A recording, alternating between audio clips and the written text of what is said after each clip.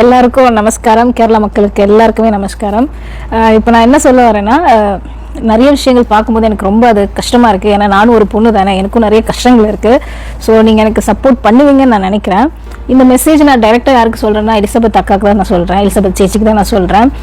இப்போது ஒரு 20 minutes before தான் நான் உங்கள் வீடியோ பார்த்துருந்தேன். நீங்கள் எனக்கு சேலஞ்ச் பண்ண மாதிரி இருந்தது. அதாவது என்னென்னா, லாஸ்ட் டைம் வீடியோ போட்டிருந்தேன். இது நான் என்ன சொல்ல வரேன்னா, மாமா வந்து நீங்கள் ஒரு கேர்ளாக இருந்து இது இருக்குது அது இருக்குது அப்படி இப்படி நிறைய விஷயங்கள் சொல்கிறீங்க. பட் மாமா வந்து ஒரு எப்படி சொல்கிறது, ஒரு ஜென்னாக இருந்து ஒரு அவர் வந்து சொல்ல முடியாத நிறைய விஷயங்கள் இருக்குது. அதெல்லாம் வந்து சொன்னால் எங்களுக்கு அது அசிங்கம், உங்களுக்கு அது அசிங்கமும் இருக்கோ இல்லையோ, அது எங்களுக்கு ரொம்ப அசிங்கம். ஸோ நான் என்ன சொல்ல வரேன்னா, நான் வந்து என் மாமாவோட ரொம்ப சந்தோஷமாக நல்லா இருக்கேன். அதே மாதிரி நீங்கள் வந்து ரெஜிஸ்டர் மேரேஜ் பண்ணியிருக்கீங்கல்ல, அதை வந்து ஃபஸ்ட்டு இந்த மக்களுக்கெல்லாம் சொல்லுங்கள். ஏதோ நாங்கள் ஏமாத்துறோம், அது பண்ணுறோம் இது பண்ணுறோம் நீங்கள் சொல்கிறீங்கல்ல, நீங்கள் ஃபஸ்ட்டு இவங்களெல்லாம் ஏமாத்துறீங்கல்ல, அவங்கள ஃபஸ்ட்டு நீங்கள் சொல்லுங்கள். யார் உங்கள் ஹஸ்பண்ட்? ஃபஸ்ட்டு உங்கள் ஹஸ்பண்ட் யார்? ஒரு டாக்டர் தானே, அதை ஃபஸ்ட்டு நீங்கள் வெளியில் சொல்லுங்கள். உங்கள் ஹஸ்பண்டோட நீங்கள் சந்தோஷமாக இருங்க. நீங்கள் போனீங்கல்ல, எதுவுமே வேணான்னு போனீங்கல்ல, இப்போ மட்டும் இப்படி 1.5 வருஷம் கழிச்சு வந்து நீங்கள் பேசுகிறீங்க, சொல்லுங்கள். இவ்வளோ நாள் இதை நான் சொல்லக்கூடாது, மாமா நான் இதுக்கு முன்னாடியே நான் சொன்னேன். கல்யாணத்துக்கு முன்னாடி மாமா தான் சொன்னார், வேண்டாம் போட்டும் பாவம், வேண்டாம் நல்லா இருக்கட்டும், அப்படி சந்தோஷமாக இருக்கட்டும் சொல்லிட்டு அவர் சொன்னார். ஆனால் நீங்கள் வந்து இவ்வளோ கீழ்த்தனமாக நீங்கள் பண்ணுறீங்க. இதில் எவ்வளோ உண்மை எவ்வளோ பொய் இருக்குன்னு எனக்கு நல்லாவே தெரியும். ஸோ எப்படி இந்த மாதிரிலாம் உங்களால் பேச முடியுதுன்னு எனக்கு தெரியல. அதே மாதிரி நீங்கள் வந்து 15 வருஷமாக மெடிசன் சாப்பிட்றீங்க, 15 வருஷமாக. இது நீங்கள் ஃபஸ்ட்டு எல்லாருக்கும் சொல்லுங்களேன். எல்லாருக்கும் தெரியறது என்னன்னா, எலிசபெத் சேச்சினா வந்து ஒரு டாக்டர், அவங்க வந்து நல்லா இருப்பாங்க, பாவமானவங்க, அது மாதிரி தான் நீங்கள் நினைக்கிறீங்க. ஆனால் அவங்க உள்ள வந்து என்ன இருக்குன்னு உங்களுக்கு தெரியவே தெரியாது. அதே மாதிரி அவங்க லைஃப்பில் என்ன நடக்குதோ உங்களுக்கு தெரியாது. தெரியாமல் நீங்கள் பாட்டுன்னு வந்து இது அது இதுன்னு சொல்லி பேசிட்டு இருக்கீங்க. என்ன சொல்றதுன்னு எனக்கு தெரியல. இதெல்லாம் பார்க்கும்போது எனக்கு ரொம்ப கஷ்டமா இருக்கு. நாங்கள் வாழணும்னு நீங்கள் நினைக்கிறீங்கன்னா தயவு செஞ்சு எங்களை வாழ விடுங்க. இல்லைன்னா நீங்கள் என்ன பண்ணுமோ அது பண்ணுங்க, நாங்களும் என்ன பண்ணுமோ நாங்கள் பார்த்துக்கிறோம். எல்லாத்துக்குமே எங்ககிட்ட ப்ரூஃப் இருக்கு. பட் இப்போ மாமா வந்து எதுவுமே போகக்கூடாது, எந்த விஷயத்துலையும் வேண்டாம் போட்டும் அப்படி சொல்லிட்டு தான் மாமா விடுறாரு. அதனால நான் என்ன சொல்றேன்னு எனக்கு தெரியல. நீங்கள் வந்து ரெஜிஸ்டர் பண்ண மேரேஜோட ஒருத்தர் இருக்கார் இல்லையா, அவரோட நீங்கள் சந்தோஷமாக வாழுங்க. மாமா வந்து இது பண்ணாதீங்க. நாங்கள் வந்து சந்தோஷமாக வாழ்கிறோம். அதே மாதிரி இப்போ இதெல்லாம் வந்து உங்களுடைய என்ன சொல்கிறது ப்ரூஃப் நாங்கள் கொஞ்சம் எடுத்து வச்சுருக்கோம். நாங்கள் வந்து கேஸ் கொடுக்க விரும்பலை.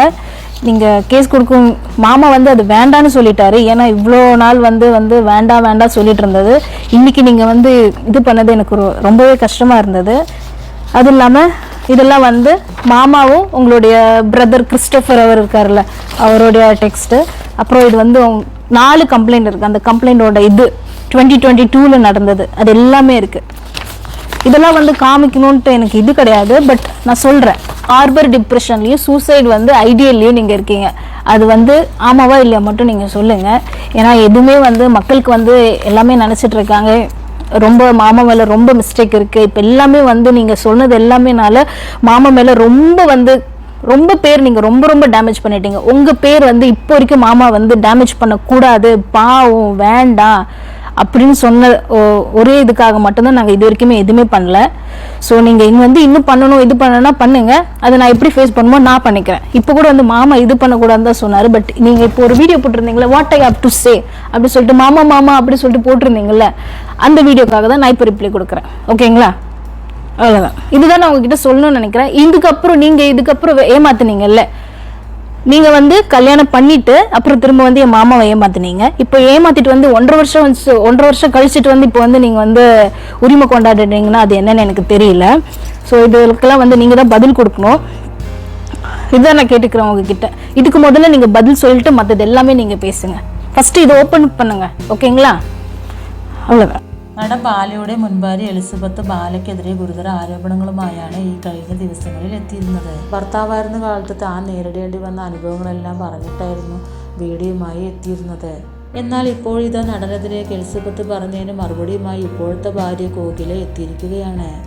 എലിസബത്ത് വേറൊരു ഡോക്ടറെ വിവാഹം കഴിച്ചെന്നും അവർ മാനസിക രോഗിയാണെന്നുമാണ് ഞെട്ടിക്കുന്ന വെളിപ്പെടുത്തലുമായി കോകില എത്തിയിരിക്കുന്നത്. നിങ്ങൾ പറയുന്നതിൽ എന്തൊക്കെ സത്യമുണ്ട് നുണയുണ്ടെന്ന് എന്ന് ഞങ്ങൾക്കറിയാം. ഞങ്ങളെ വെറുതെ വിട്ടൂടെ, ഞങ്ങൾ പറയേണ്ടെന്ന് വെച്ച കാര്യങ്ങളെല്ലാം നിങ്ങൾ പറയിപ്പിക്കുകയാണ് എന്നും പറയുന്നു.